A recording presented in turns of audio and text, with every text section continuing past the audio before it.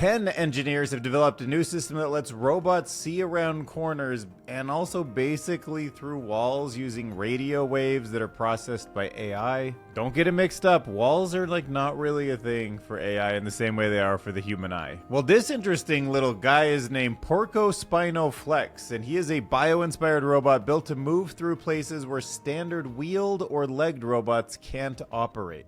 Elon Musk just said that saving for retirement becomes pointless in 10 to 20 years. Not speculation, just math. Quote, don't worry about squirreling money away for retirement in 10 or 20 years. It won't matter. Why, you might ask? Because we already passed the event horizon. Now, if you're feeling AI anxiety, you're not alone. Published on Valentine's Day, here are the risks that people fear the most from AI. The final one is authenticity and meaning. That's the one that pops into my head first. The quieter concern. Actually, sorry, probably AI agents taking over. No, concentration of power. Wait, maybe privacy and surveillance? No, definitely economic and identity disruption. Final answer. But if I could change my opinion one more time, it would be misinformation and manipulation, just for the record, but I can't. Anthropic's 7 billionaire founders just pledged 80% of their current wealth. The thing to worry about is a level of wealth concentration that will break society, Amade wrote. Dyslexia might be linked to ancient fish genes. It's good to know that I would excel as a fish. Double-edged sword. There's a new system that identifies animal behavior and silences responsible for neurons in real time. There's an amazing opinion piece called Culture is the Mass Synchronization of Framings, and I felt like this was pretty accurate. I forgot how much of what I think fact is kind of a matter of public opinion at the end of the day. We'll revisit the Chinese room thought experiment and think about what AI understanding reality really means. But first, if you don't mind hitting that hype button on YouTube, you can see views are up 11%. I got a full 70,000 impressions on the last video, and I think it's because hypes. 140 of them, over 100,000 hype points on the video. But if you're willing to give it to my channel, I would appreciate it. So I can find you more gems like this little AI nugget. At first glance, what do you think this thing's doing? Would you believe me if I said it could see around that corner using radio waves in a way that would be kind of unimaginable to a human? This is Holo Radar, a practical system that reconstructs both line of sight and non-line of sight 3D. So if you've ever been to the airport and you've done that thing, you know, millimeter wave kind of radio signals to look through your body, it's doing that, but it's also calculating how they bounce around a room. So it uses radio waves and artificial intelligence, and it works even in the dark. So most sensors like cameras and LiDAR only see what's directly in front of them, but this Holo Radar system, it goes further. It uses radio waves, which are much longer than the visible light waves. In fact, they're so large that tiny bumps on walls do not scatter them. So instead, if you were to be able to see like this, you would see walls that act more like mirrors. You would see, like the way we look at mirrors and see literally things bouncing off it, that's what it's like at different spectrums. So the radio waves bounce off the walls, floors, ceilings, they travel around corners, and they carry that information back to the AI system. Then that's where the AI steps in. First, it sharpens the raw audio signals, then separates them into different returns, meaning each bounce that the signal makes. And next, it'll finally use a physics-based model to trace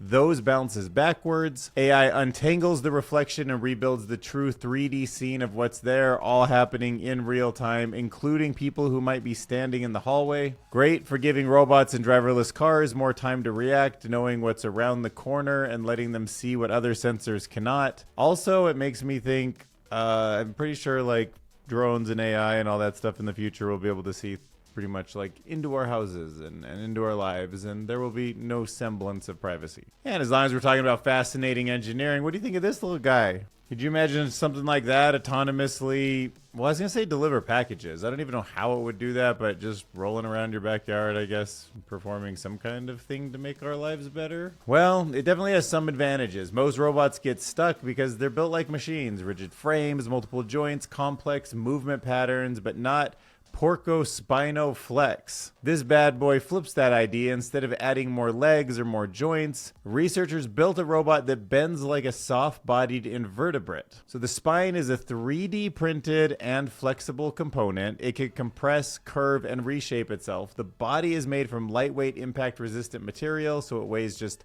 3.6 kilograms, and it can handle rough contact. But yeah, the thing that's just kind of interesting about it is you don't have to simulate too much. It steers without complicated limb movements. It uses one continuous track wrapped around its whole body. Inside of it, there's just a wire and a winch system that bends the whole robot sideways depending on which direction you want it to go. And it's got plenty of room in the center to put different sensors, cameras, whatever, extra battery stuff, compartments. So where modular snake robots often fail, this one keeps traction, stays in constant contact, and works by not adding complexity, by removing it. Maybe that guy could go get a sandwich for you or something? Put it in the little compartment down here and then take it home? I don't know. Maybe just build it first, see what the use cases are later. Seems to be the way we go about.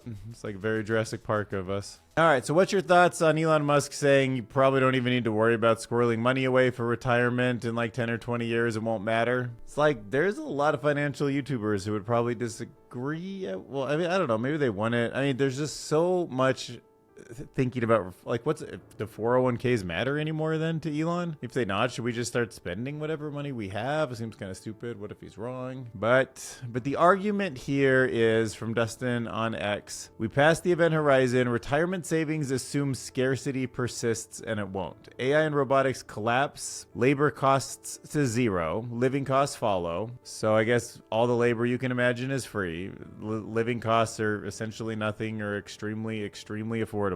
You're not really saving for any kind of security because the world that you saved for stopped existing. And Musk says if any of the things that we've said here are true, saving for retirement will be irrelevant. The age of abundance isn't a vision, it's physics. Economic laws execute whether you believe them or not. Global GDP uncaps. Production approaches infinity. Net worth is a concept that dies altogether. That's crazy to think about. Should I really imagine a world where net worth as a concept dies? I always keep thinking about wealth inequality, but I wonder if it just collapses. Maybe it doesn't even, is there like no difference between Elon Musk and you? Because, I don't know, people are just all kind of equal in a system where superintelligence does everything. That's interesting. The only scarcity that will be left will be meaning. Money stops being a constraint. Within 14 years, we transition from survival work to universal high income. We're already in the event horizon. Every dollar that you put away for future scarcity is a bet against the transformation already happening. And that bet loses the moment production costs hit zero and the economy you planned for stops functioning. You're not preparing for the future. You're clinging to a past that's ending whether you accept it or not. And 14 years from now, the question won't be whether you saved enough. It'll be why you wasted time saving for conditions that don't exist anymore. I don't know.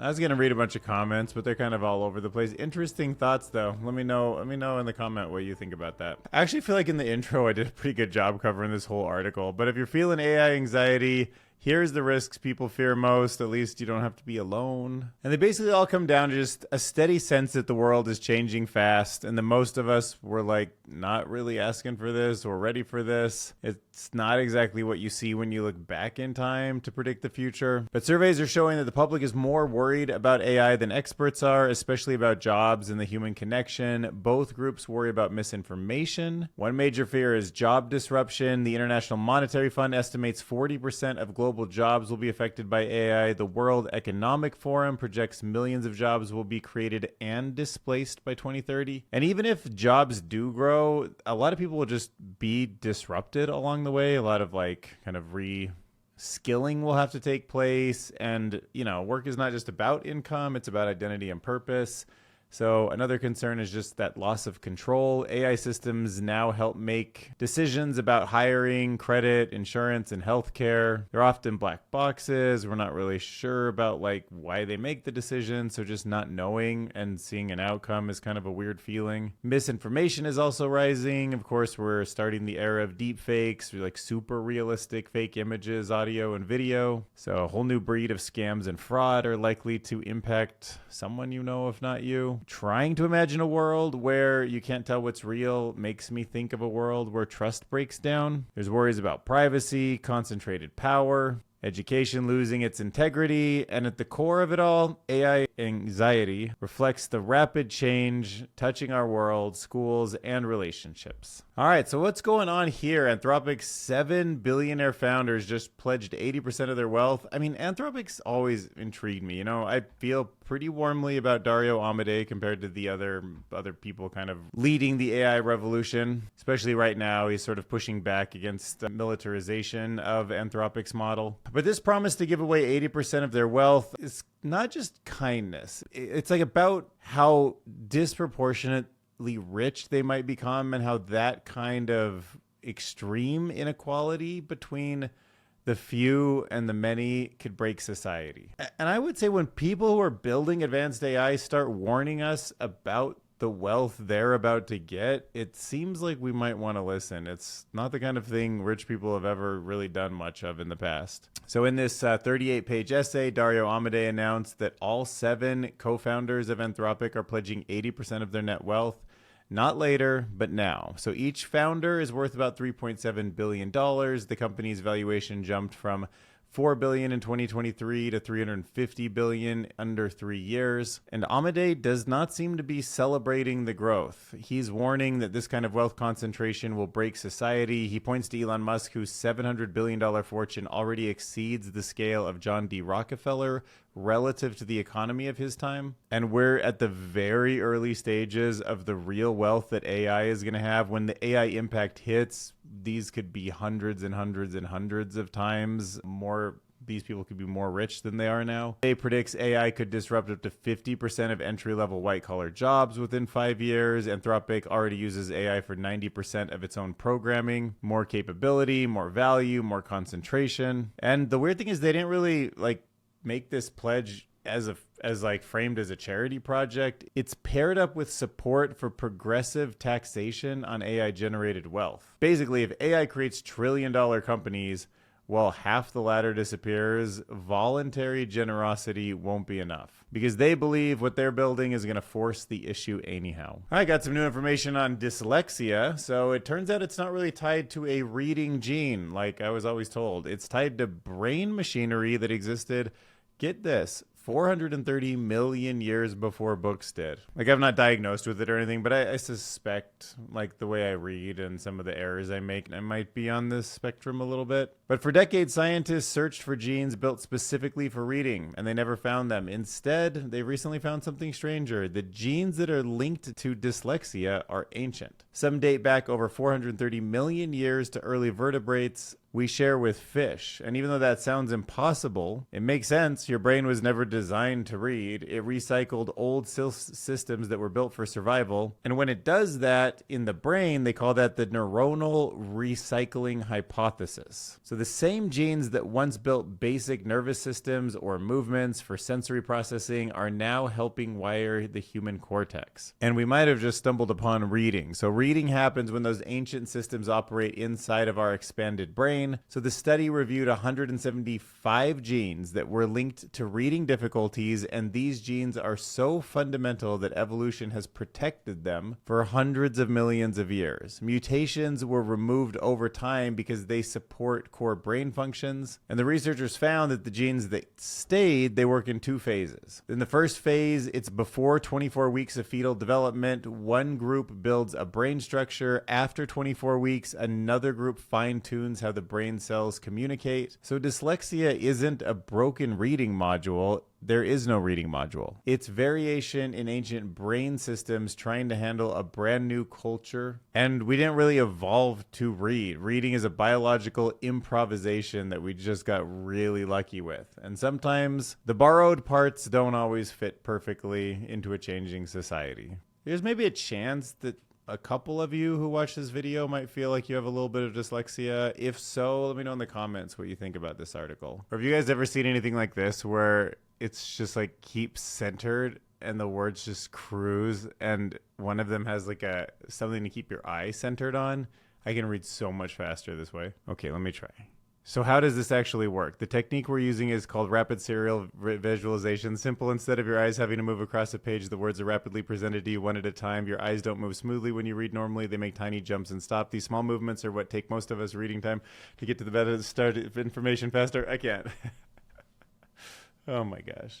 All right, so pretty wild article here. We're going to talk about an AI that doesn't just watch animal behavior. It actually shuts off the animal's brain, kind of like it understands the exact brain cell that's causing it to take an action, and it tries to do this in real time. I know, it's crazy. But scientists at Nagoya University have built an AI system called Yoru, Y-O-R-U, Yoru, and it can recognize animal behavior and instantly control the brain cells behind it. So in one experiment, a male fruit fly begins its courtship song by extending its wings. But the moment he starts to flash, a green light shuts down the neurons that produce the song. So his wings start folding and the song stops mid-note. So Yoru, this model, can detect behaviors with over 90% accuracy. It works across species, spotting food, sharing in ants, social movement in zebrafish, and grooming in mice. Now, unlike older systems that were tracking body parts frame by frame, Yoru recognizes the whole behavior from a single video, and this makes it faster at better at handling groups of animals. But the real breakthrough is with optogenetics, which uses genetically added light-sensitive proteins to turn specific neurons on or off with light. In case you wonder how optogenetics work, first scientists genetically engineer certain neurons in the brain to respond to light. Then this new AI system detects the targeted behavior and sends a signal to the light shines on just one animal, and then the modified neurons react, changing brain activity instantly and stopping their behavior. So let's just think about what this means. You can engineer a brain in the future, maybe through optogenetics, so that, I don't know what it would be, like desire for violence or something like totally bad or illegal. Like you could just turn that off, or maybe like aggression could be turned off if somebody was acting too aggressively. Like if the police wanted to see a bunch of people fighting, they just like shine some light at them and then everyone would stop because they would lose their desire to be aggressive or something. I mean, obviously, human brain is like much, much more complicated than this, but it's just crazy that this exists in any animal. Or are we going to engineer different animals in the future that have something like this where you can just turn on and off neurons through light? It's a crazy thing. And then to apply AI to it and actually have it like instantly change the behavior of these animals and stuff, just a lot to unpack there, you know? All right, let's go back to human culture. Let's talk about how culture itself, something it feels like we all know, is kind of something that can be broken down into a mass synchronization of framing. All right, so let's talk about why strangers in Japan tend to line up in two different queues for the same train without anyone ever telling them to. So there's this platform in Tokyo where commuters tend to form these two lines for each train door. And one line boards the next train and the other one waits for the train after that. And this only works because the station is the starting point. Every train arrives empty. So people get to choose board now and stand, or wait one round and get an almost guaranteed seat. But this is like a totally emergent property. No one directed this. There's no manager shouting orders. It's not like they have markings on the line saying this is how people should behave. And the author points out that this isn't about some Japanese DNA or foreigners living there and adopting the same habits. It's just culture. But culture isn't just shared behavior. It's shared framing. And a mental model is how you think things will happen, and a frame is what you believe exists in the first place. So in Japan, one powerful framing is don't stand out. That matters more than blindly following rules, and that's why some written rules get ignored. If everyone breaks them quietly, it's fine. Culture forms through imitation. I can see this a lot in political parties in the US. There's just this tendency. Humans copy each other and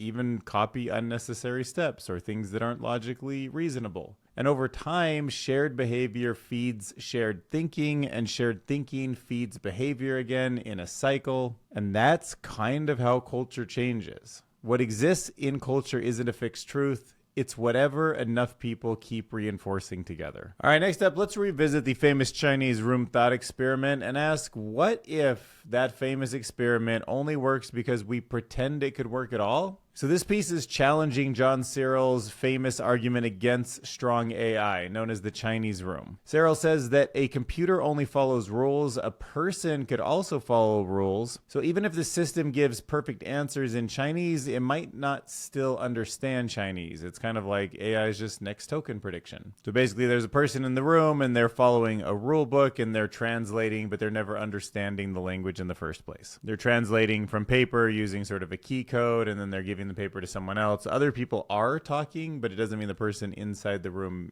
actually understands it. But he asks a question, like a practical question, like, okay, if you want to build this room, what would it actually look like? How could you build such a room? And if you tried the simplest method, a giant lookup table for every possible input and output, the book would be unimaginably large. In fact, it'd be bigger than the universe could hold. So that's far too slow to search. So you'd have to compress it. And to compress it, you would have to write the rules that captures the patterns that you find in the Chinese language. So you would have to encode facts about people, grammar, memory. And he points out that practically speaking, if you wanted to make a system small enough to work, you would have to build structure into it. Eventually, you would need multiple operators, layered and densely connected. It would start to look less like a room and a bit more like a, surprise, a brain. So his core claim is this, that you can't have a system simple enough to obviously lack understanding and complex enough to produce real fluent Chinese. And if people are getting you to believe the Chinese room experiment, he asks you to think about what Searle is asking of the imaginer. They have to assume both at once. And that assumption is the flaw in the Chinese room experiment. It's funny, I remember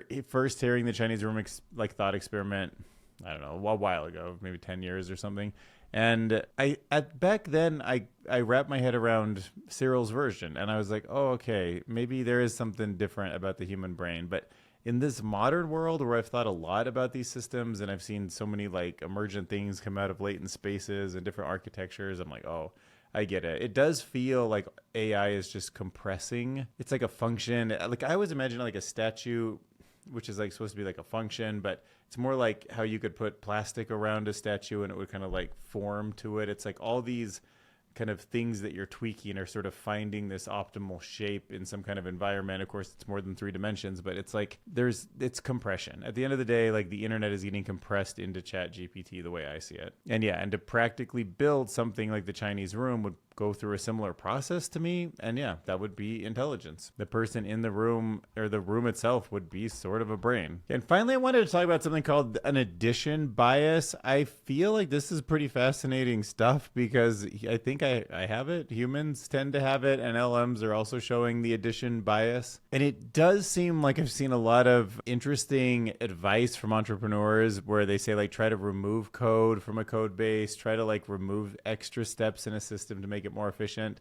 And it is difficult. I think it's more difficult than adding things. I mean, that's why you don't never see like a year go by where the tax code just like gets simpler or the legal system has like less documents to search through. But maybe it should. Maybe that's our addition bias as a society, as people, and now even as LLMs. So we assume that AI overcomplicates things because it lacks judgment. But this study is suggesting something a little more interesting. It actually might be copying us, might be learning from humans. Researchers compared humans with GPT-4 and GPT-4o on different tasks, and some of the tasks were spatial, like arranging shapes. Others were linguistic, like generating or choosing text. And in each task, sometimes the most efficient solution required adding something, and in other times the best move was to remove something. Now, both humans and the AI models showed something called an addition bias. I hadn't heard of this before, but it means that they preferred solving problems by adding things even when subtracting was simpler. And I thought to myself, wow, I see that all the time in myself and people around me and people I work with. I think this is very real. Humans had a tendency to reduce this bias when subtraction was clearly more efficient.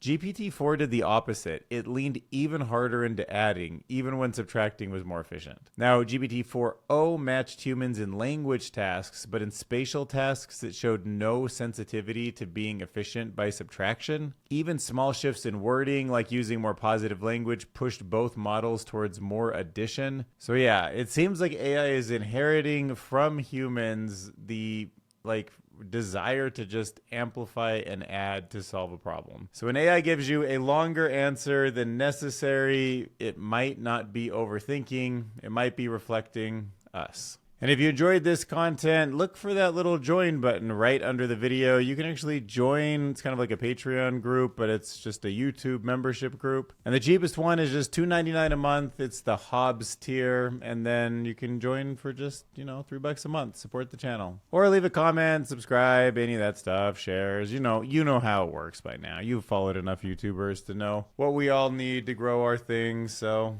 if you do it, that's great. If not, I'll see you in the next video either way. Thanks for watching.